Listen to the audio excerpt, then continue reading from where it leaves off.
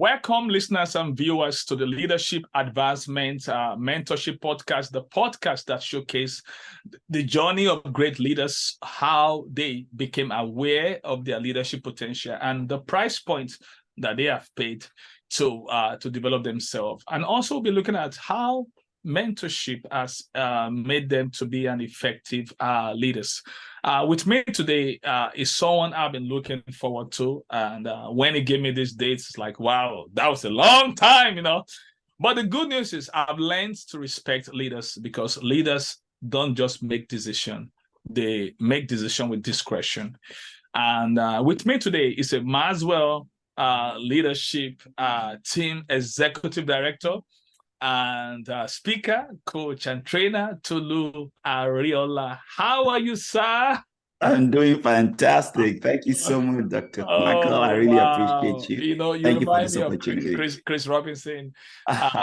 Chris Robinson was here some months back, March. I hosted him, and he said, "Oh, he said, Michael, oh, sorry, I'm not wearing suits like you." I'm just, and he was just wearing, you know, he was just wearing. Well, I'm wearing my personal brand today, so that's right. Just like you. So he was just clearing the hair, like, wow. I mean, you are really and all that stuff. But well, if I had known, I would have worn a suit also. It's all right. I just want people to know that leadership is not what you wear. Yeah, that's right. That's right. Leadership is in who you are. That is correct. Leadership is not in what you drive, but it is in what drives you. So let's get to know you. So who is Tolu Areola? Can you tell us about you? Oh, wow. Well, first of all, thank you so much for this opportunity. I'm deeply appreciative for this time and the opportunity to just, help and add value to your viewers. Well, like you said, my name is Tolu Areola, and I typically tell people that I am in the business of growth, and my journey in leadership has been one of growth. I'm one of four children. I'm the first born. I was born in Ann Arbor, Michigan, grew up in Africa, then transitioned back here in the mid-90s. And that's really my journey of leadership. The very first time I had the opportunity to lead was when I was in high school. I had no idea what leadership was. The model of leadership that I had was from the background that I had in Africa, where it was all command and control. However, for me, I felt that I needed to connect with the people in order for them to go on the journey and accomplish the tasks that we were supposed to do. So what I did not know then was that I was tapping into a leadership principle that served me, in my over 2 decades of leadership. And that is that people have to buy into you first as a leader before they buy into the vision or the mission or the goal that you're trying to get them to accomplish. So for me, my leadership journey has been one of, and it's really been an adventure. And, once I moved back to the United States in the mid-90s, I was raw. I wasn't quote unquote trained in leadership. And that was when I connected with my mentor. My mentor was somebody who took an interesting interest in me. He saw me as a maverick. He saw me as someone who has mad potential. And he gave me my first opportunity of being trained and growing myself as a leader. And what he did was he gave me a cassette tape. I don't know if you remember one of those. I'm dating myself right now. We're talking to the Gen Z now. Among others. I'm dating myself right now. He gave me a cassette tape, and that cassette tape was by our mutual friend, Dr. John C. Maxwell. That it was titled "How to Be a Real Success," and that was the single most important resource that transformed my life up to today. And it was because my mentor chose to invest in me and give me that cassette tape. Wow, that was awesome. I mean, we still going to really highlight the place of mentorship, and you started showing us how important mentorship is from the Yes. beginning. And and thank you for good and great mentors, but how did you become aware of that leadership potential? I'm really interested. Before the first key to change is awareness, and the second key is when you accept the responsibility for change. Yeah. But how did you become aware? Did somebody tell you, or was that your mentor that point your attention that, oh, there's something I see?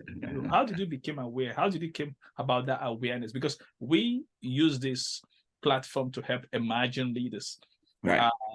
because people see leaders, how they operate and all that stuff. And I like to take people into a leadership laboratory to let people see Right. the making of leaders, Yeah. so that emerging leaders, they can tap into that. I mean, there so many feedback we get from this podcast is that people have really been to connect with the beginnings. So how did you find out? How did you came about it? Yeah. Thank you for that. Observation of someone point your attention to it. Thank you for that. I mean, I think you nailed it on the head. It was really the point of self-awareness for me. I've always had this concept that we all have incredible potential within us. And I came into that concept where, growing up, I didn't grow up in a farm, but my dad loved farming, and we had a chicken farm. And anytime you see the chicken, lay eggs, I've always wondered, what is it about the egg? It's so fragile. And then one day I saw one of the eggs, break open, and the small little chicken came out. And that moment I made the connection between, the potential that we have and that egg, that it seemed like a small, insignificant egg, but within it was the potential for life. And I just intuitively make that connection that I also have the potential within me to grow, to be great, to be a great leader. But the key was to nurture that potential. Potential is not enough, but I had to nurture the potential. So I always found myself, being asked to lead a group, being asked to run a task, being asked. I was always in the mix of things. So that was when my own process of self-awareness began. I began to notice that, hey, I have this incredible strength in, solving problems. Like they will bring me into a group and say, oh, we have this problem, solve it. And I'll be seeing solutions on what to do. And be wondering, why can't you all see this thing? Can't you all see it? So what do you mean? And then in that process, I would engage with them and we'll be solving problems and creating solutions. So for me, the self-awareness came when I began to evaluate myself and say, hey, what are the things I'm good at? What are the things I'm not good at? Wow. Now, it took a long time. What age were you there? I'm just curious. I was a teenager. This was 17, 18, 19. Yeah, so, that meeting. Did you have input from a leader, or did that because I believe self-awareness requires some input? Yes. Yeah. So what happened for me was, when I was playing these roles of leadership, right, I was getting things done. I was accomplishing great things, solving great problems. However, when I look back, I was leaving a long trail of hurt people, right?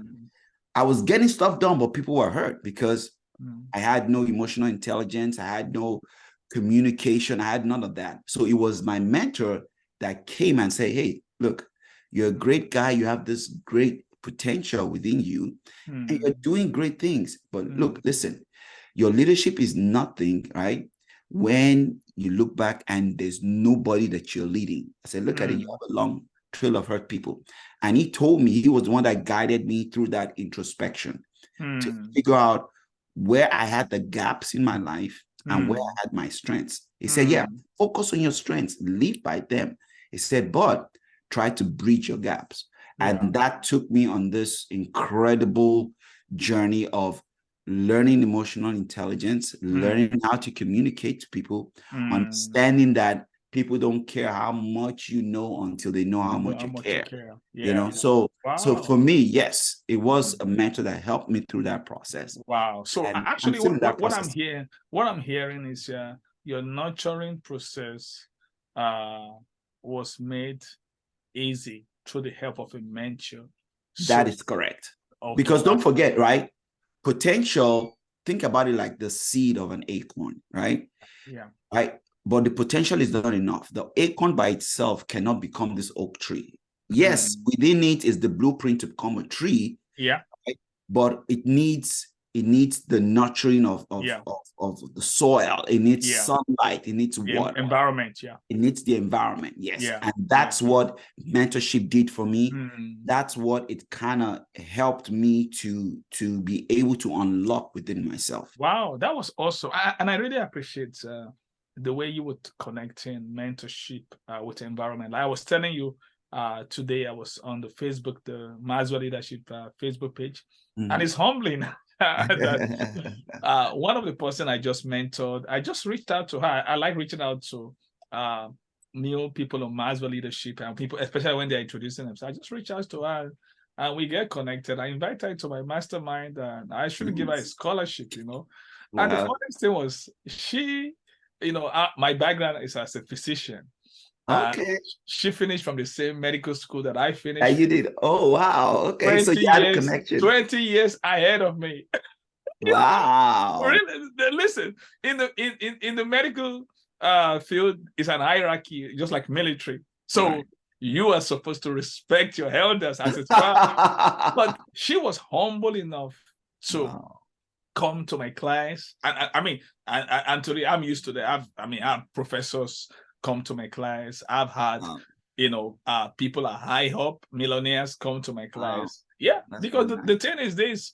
I mean, you just have to understand that the law of magnetism says that you don't attract who you want, you attract who you are. Who you are, yeah. And that's what people find unique in my trainings, in my mastermind. Yes. It's not just me, but the kind of people that they meet in the room, like, wow. Yes. I remember a friend of mine, she's doing an executive MBA now in Canada. We went to the community college together called Polytechnic in Nigeria. That was 30 years ago. So we really connected. So she came to one of my class one time and she was like seeing many doctors. Like, wow, I meet the mix of doctors. She was like, she was hate about the company, about the people they were learning. And that's the beauty of life association. So I love the way you were talking about. So this lady, she was sharing. Like I said, she's a senior colleague, and she's a consultant pediatrician. She lives in Virginia right now. So she was sharing this morning, thanking me for my mentorship. And I'm like, wow. But the thing is, that's the power of mentorship, because mentorship helps us to be better, because better people make us better. Now, and that will help me to take you to a new question. This is very importante in Spanish. There's an importante. This is very important. And I like asking this question from leaders. What price have you paid to develop yourself? What I mean is, I know I want to be clear, because people always avoid this question in a diplomatic way, but I don't want to be caught up in that. I don't just mean time, investment, sacrifice, and all that, but I want to name the price financially, because the reason why I'm big about this is a lot of people imagine leaders, when they look at leadership, they think that they can get it in the easy way. And John Maxwell said, most often, what is easy is not the best for you. Right. I remember John Maxwell, he said the first growth kit that he bought, he couldn't afford it. It's $699, $700. Yeah. He said it took him and his wife 6 months to skip all the money. He has to skip lunch, they have to skip vacation. Yeah. There's some things you will get for free. Oh, yeah. But there's no free ride to the top. That's right. There's no free ride. So tell us, what has been the price that you have paid to invest in yourself, to be the leader that you are now? Thank you. Thank you for that question. I did talk to you about this whole idea of this leadership potential within me, and unleashing that potential. For me, my journey has really been three things. First of it is, you've talked about it, self-awareness. The other two, the second one is, which ties into the price that I've had to pay, is continuous learning. I think it was Alvin Tozer that said that the literate of the 21st century is not cannot read, write. It's one that cannot learn and relearn. Yeah. For me, that has been the game changer for me, because that has been the greatest stretch for me, because naturally, as human beings, we don't enjoy change. We don't like to change. But I came to a huge awareness that if I'm going to unleash the potential within me, I have to continue to learn. So the price that has been the biggest that I've had to pay is putting myself in an environment of learning, which means that I always go for conferences. I go sit at seats of mentors, which sometimes I have to fly to different states, In fact, there was a year I flew to 2 different countries just to go sit at the feet of mentors to learn. Because remember, mentors are ladders, right? Mentors help you get the success without the pain. Someone said it's 240 times faster to learn through mentorship than learning through your own experience. So those were things that I gathered very early in life. So I invest a lot in my learning, where I put myself in rooms, I put myself with people, I put myself in situations where I learn. If you came to my library, the most important room in my house is my home office that has my library. I have books and books that I sit down, read, underline. And that was one of the reasons why when you and I met, at the event, I invested in getting your book, because it's become a personal life discipline for me, continuous learning. And the other part is embracing failure.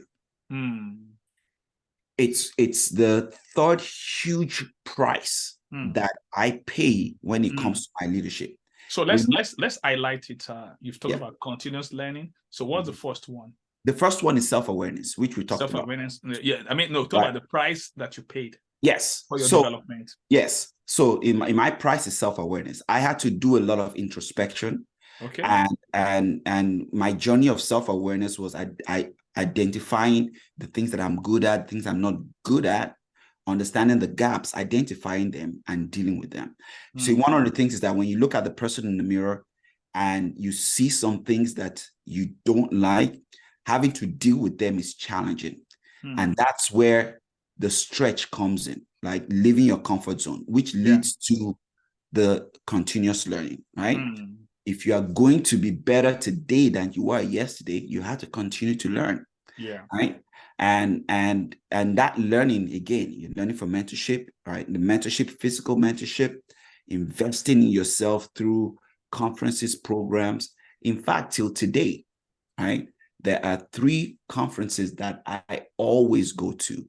I'm going to this, this has probably been my 17th year where I've gone to these conferences. Like can you name it, sir? Very, very, very intentional about them. What's the name of the conference that you've gone to for the past 17 years?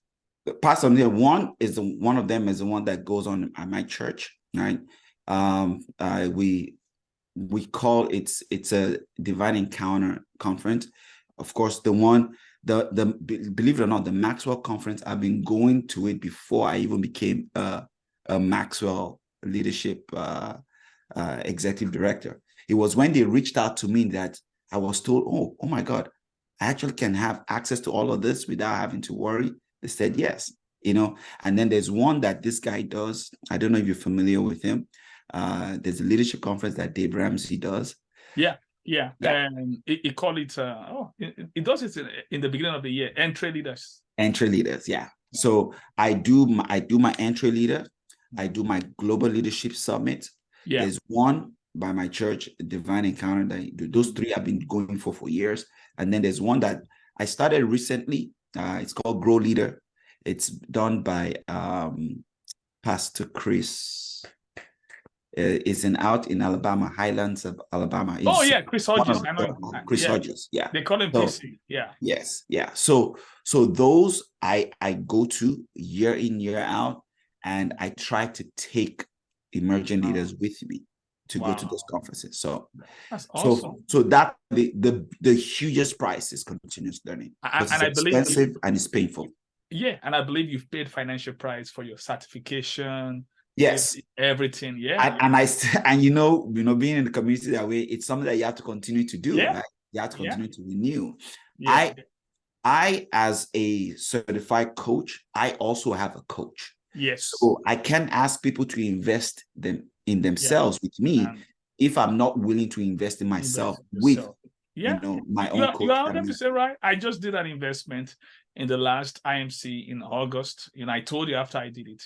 And that was close to $3,000. I mean, it was no joke, and the thing I find out is that is the only way. And the thing I've gotten from that, I've actually used it.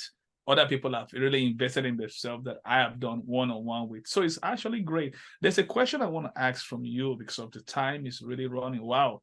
I think you're one of the people that I'm going to give a second comeback. Because, when you are with leaders, there's so much to glean from them. Right. What has been actually giving us some part of it about mentorship and all that. So what role has mentorship played in making you to become an effective leader? You have actually mentioned. It's mentorship for me has been golden. It's allowed me, stand on the shoulders of my mentors to see further, to see faster, to get the success without the pain. I talked about embracing failure. One of the things that my mentor taught me was that failure is not really failure. Failure is a learn in disguise, right? It was through mentorship that I learned that I can actually turn. You said failure is what? A learning in disguise. Okay, got you. That's what failure is. Failure is not really failure. It's an opportunity, a stepping stone. He told me, he said failure is not the opposite of success. He said failure is the stepping stone to success. He told me, he said that failure is a crucial part of success. He said, in fact, you have to fail more often if you want to succeed. And I never would have known that because we're naturally conditioned and told that failure is not an option here. We're never supposed to fail. We're supposed to avoid it at all costs. And it was through mentorship that I learned that I have to embrace failure. And when I look back at the journey of my life, the biggest trajectory and the advancement that I've had is when I failed. Because in the failure, I learned. And the circle, right, that we've taught. Yeah. If you're going to try something for the first time, you're going to fail because you're not good. You're not good the first time. But when you fail, you learn, you improve, and then you do it again. It's a never-ending circle. You test, you fail, you learn, you improve, you do it again. Re-entry, You do it all over again, and learning that and knowing how to apply it to your life, your business, your organization is the key. That was a difference maker that I learned from my mentor. Wow. Who is this your mentor that you're talking about?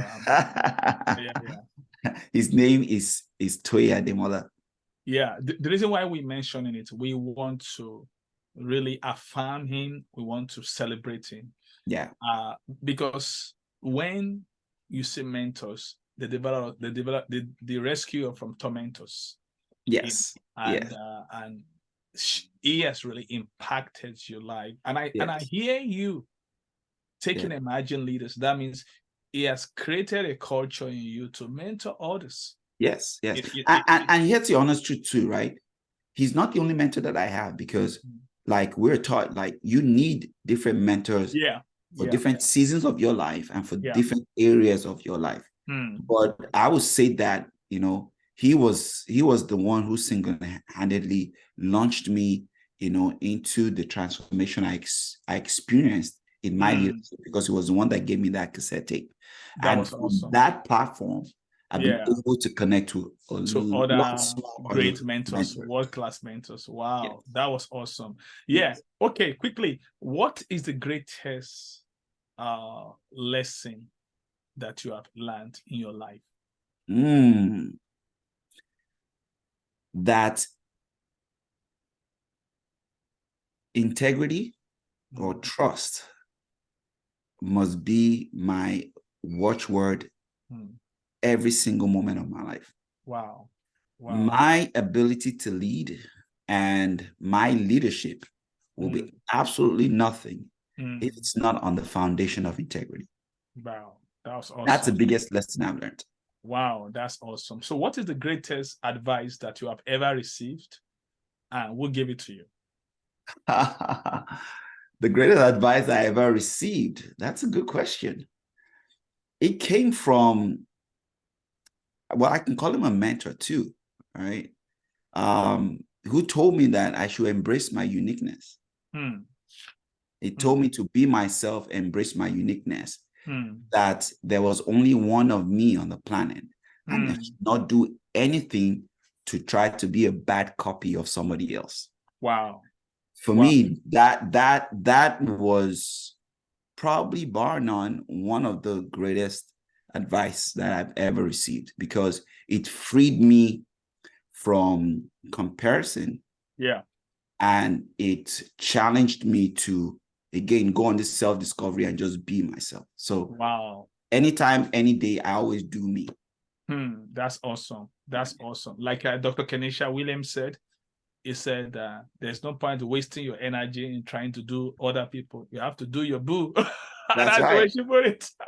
That's right. Now, lastly, this unleashing your leadership potential as an executive director, coach, speaker, and trainer.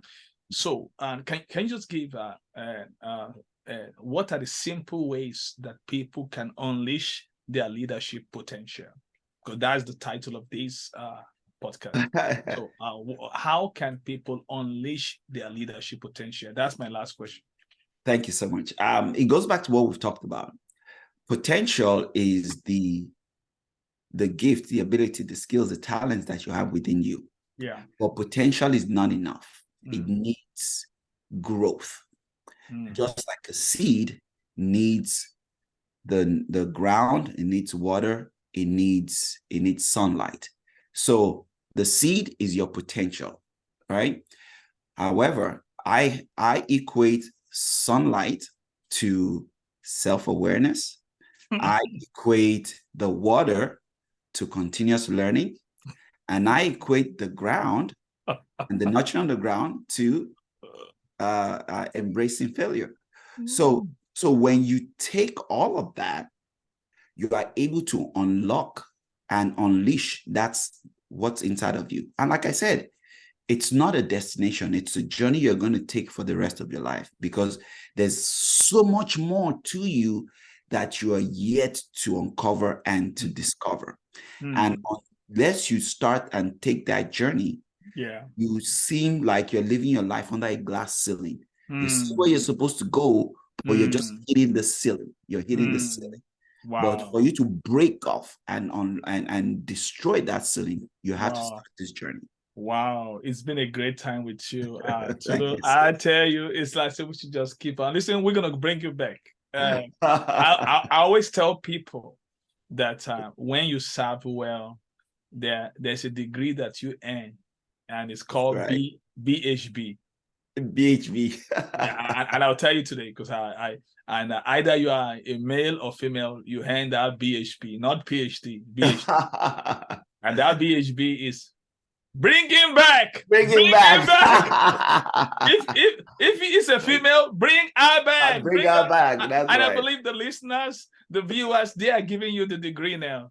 Thank you so much. They are typing it now. That BHB, we want him back. So I think so we want to award you honorary BHB. And so after we done off air, I'm gonna ask you when we're gonna have you back for the Thank next you so one. much. I appreciate So we want to it. say thank you so much. Then how can people find you that, oh, this person that we gave a BHB degree, you know? So how can they find you? Where can they connect with you? Because thank you so much.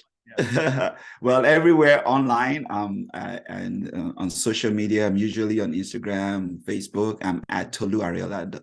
At Tolu Areola, that's my handle, and my website is toluareola.com. Oh wow, that's so easy.